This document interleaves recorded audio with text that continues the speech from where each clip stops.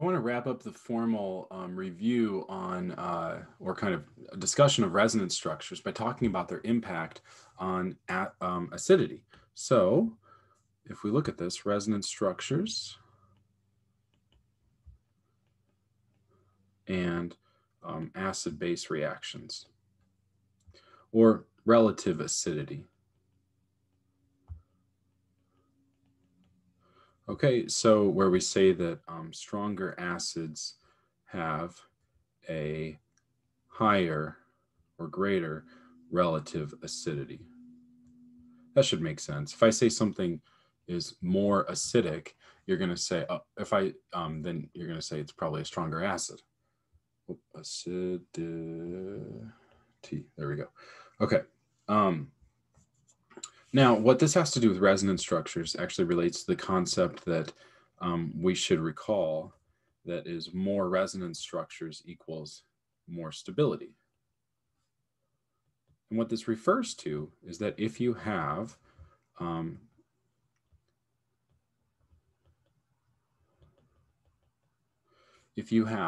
more resonance structures, you can kind of delocalize the electrons a bit and you get to lower potential energy because you're not bottling the electrons up. Or more resonance structures, more stability. If you can depict a molecule in multiple resonance structures, you get to a more stable molecule. Okay, so more resonance structures equals more stability. Well, what does that have to do with acidity? It's a good question. So it turns out that the strength of an acid is related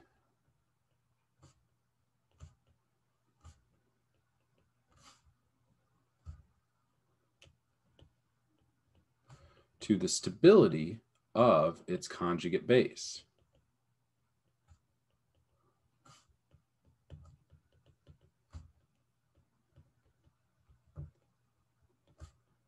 Okay, the stability of its conjugate base. So if you have a more stable conjugate base, you have a stronger acid.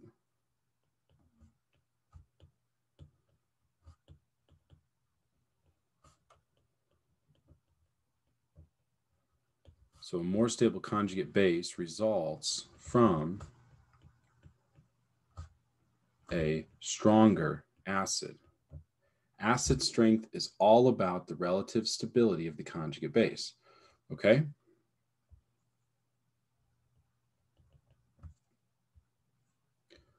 So that's important here because we can actually, when we're looking at, that's important to consider, just super important, because you could imagine that a really useful thing for a chemist to be able to do is to look at something and kind of rank it in terms of its relative acidity. Say something is more or less acidic than something else.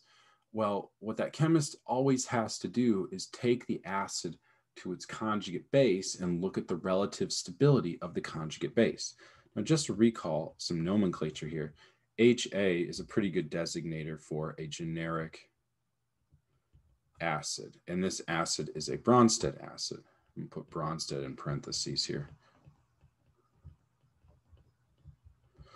That is a generic H plus donor, a generic proton donor. And when it undergoes an acid-base reaction, it donates a proton because, or an H plus, because that's what acids do. Bronsted acids, they give H plus away.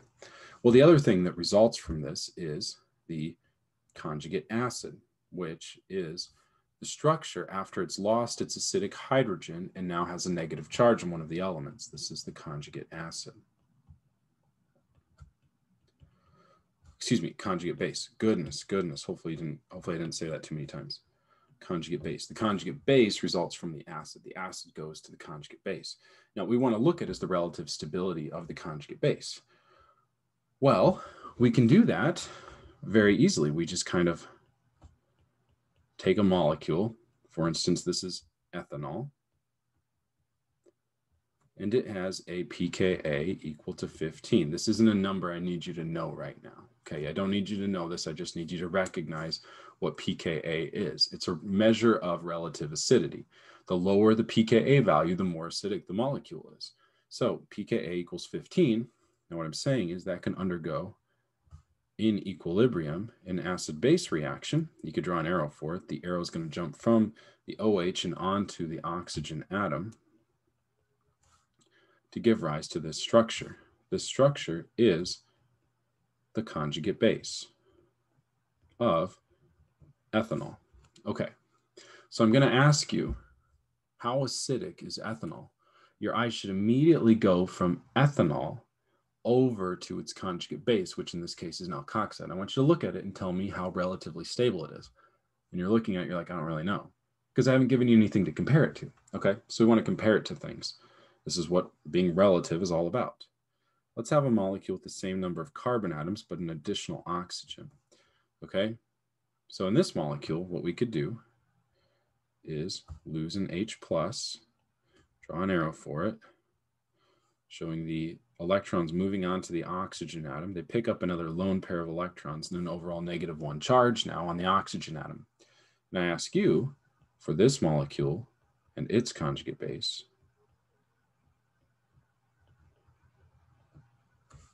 okay, we have a conjugate base here. How stable is it?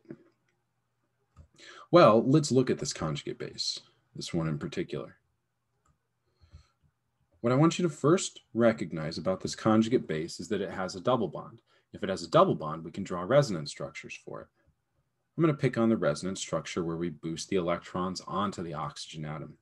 This is not as good as the original resonance structure, as I've added additional charges to the molecule. You could say it has increased charge separation, making it not as good.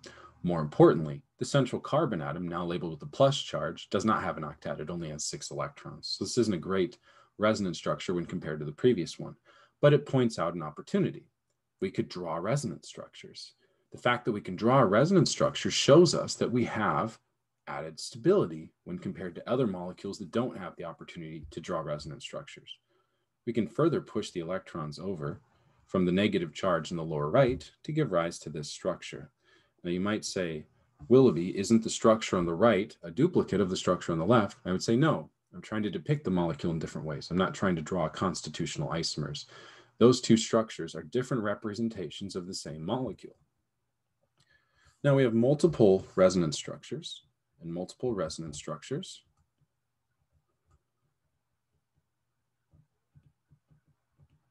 Multiple resonance structures means lots of opportunity for stability. And if we have a more stable conjugate base, the corresponding acid is stronger. Okay, stability provided probably to the conjugate base. Now the conjugate base again is that thing that results after we lose the H plus. Okay, you might recognize this molecule. It's actually called acetic acid. If you don't now, you will during the end of the semester or towards the end of the semester. So acetic acid, this is also i.e. vinegar. Vinegar is acetic acid. Okay, it's got the name acid and it's probably got to be acidic, right? Well, it's not like HCl, but down here, the pKa is about 5. I think I've got an extra decimal point in there when the time comes. That is the carboxylic acid unit. But this is a general trend. When we compare carboxylic acids, which is like acetic acid, to alcohols, carboxylic acids are in general much more acidic than the alcohols. And the reason why is because the conjugate base has the opportunity to show itself as multiple resonance structures. Now, a more physical reality as to what's happening here is the added resonance structures allow us to demonstrate that the electrons are not fixed in their spot. They're delocalized over the molecule. If they're delocalized, they're not like all scrunched into the same space and repelling each other. As a result, we get to more stability, and a more stable conjugate base means the corresponding acid is more willing to give up its H plus. The equilibrium that I've shown as 2 equilibrium arrows, I'll just highlight those for a second. This equilibrium becomes more favorable towards the products if the products are more stable. In this case, the H plus is always the same, but the conjugate base that I've outlined with a rectangle is more stable because it has resonance structures. That equilibrium is more favorable down below, which we denote with a pKa value. Everybody in quant can do the math for me to show me what the pKa value corresponds to, but I won't make you do it. So anyway, that's a discussion of how resonance structures of organic molecules can give rise to stable conjugate bases, which account for why these acids are in general, carboxylic acids are stronger than alcohols. We could use the exact same argument for our mineral acids.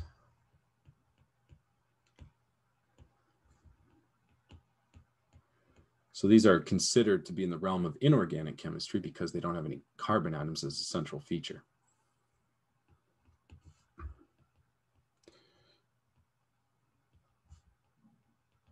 Okay, so if we look like H2SO4 and H3PO4, okay, and probably HNO3, if we lose an H plus on each of these, all of these are considered strong, so we would think the conjugate bases are fairly stable. So if we lose an H plus in every case, now let's do some old school Lewis dot structures. Okay, you've got double bonds that you could push. I mean, there's a bunch here. And sulfur can exceed the octet rule because it's a row 3 element. Then you can push electrons in. Same thing with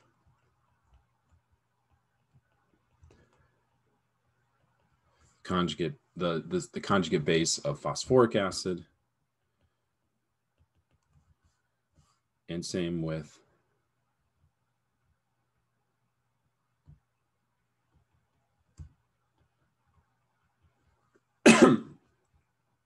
NO3.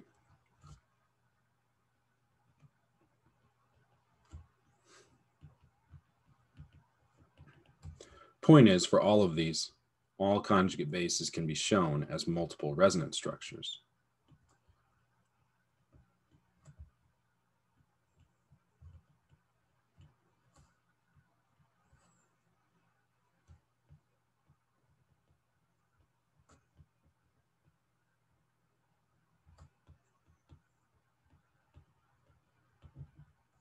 Okay, so that'll do it for this lecture.